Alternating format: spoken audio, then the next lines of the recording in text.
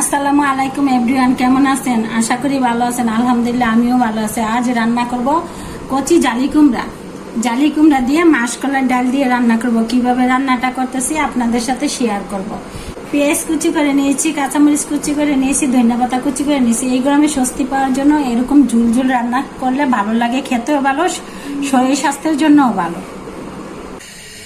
কড়াইটা চুলায় বসিয়ে দিয়েছি, কারণ কড়াইটা গরম হয়ে গেছে। তেলটা দিয়ে দিচ্ছি।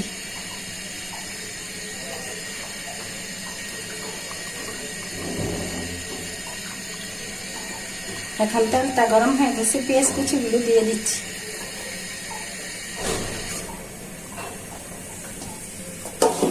এখন পেঁয়াজটা ভালো করে ভাজা নিই।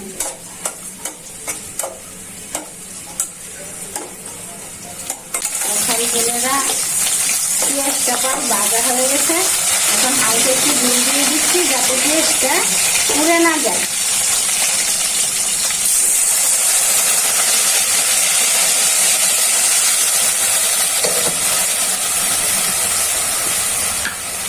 এখন দিয়ে দিচ্ছি স্বাদ মতো লবণ, দিয়ে দিচ্ছি পরিমাণ মতো রসুন বাটা, দিয়ে দিচ্ছি পরিমাণ মতো আদা বাটা,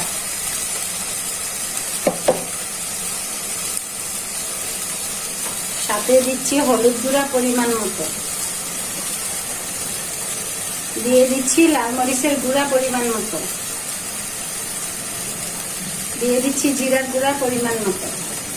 এখন নেড়ে চেড়ে মশলাটা ভালো করে কষিয়ে দিই।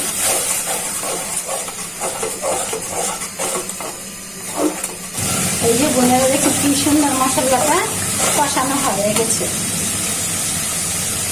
এখন জালি কুমড়াগুলো দিয়ে দিচ্ছি। আর কুমড়াটা একদম কচি,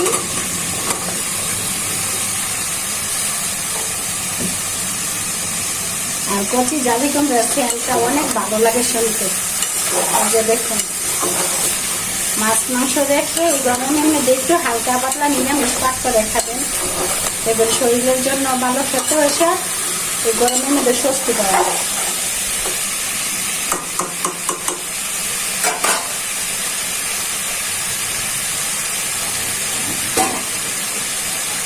এখন একটু দেখে দিচ্ছি ভালো করে কষানো হওয়ার জন্য।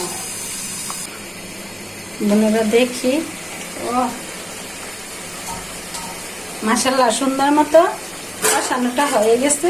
কুমড়াটা কচি তো প্রায় সিদ্ধ হওয়ার পথে, কষানোতে সিদ্ধ হয়ে গেছে মনে হইতেছে।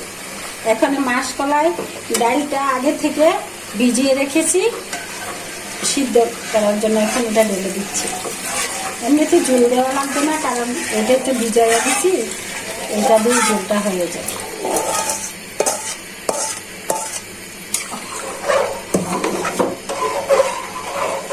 তো এখন রেখে দিচ্ছি ভালো করে সিদ্ধ হওয়ার জন্য।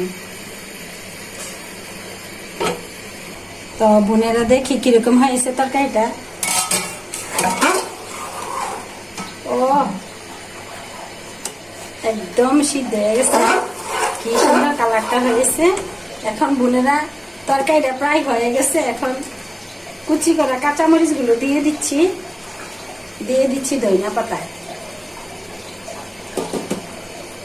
এখন একটু টেস্ট করে দেখি।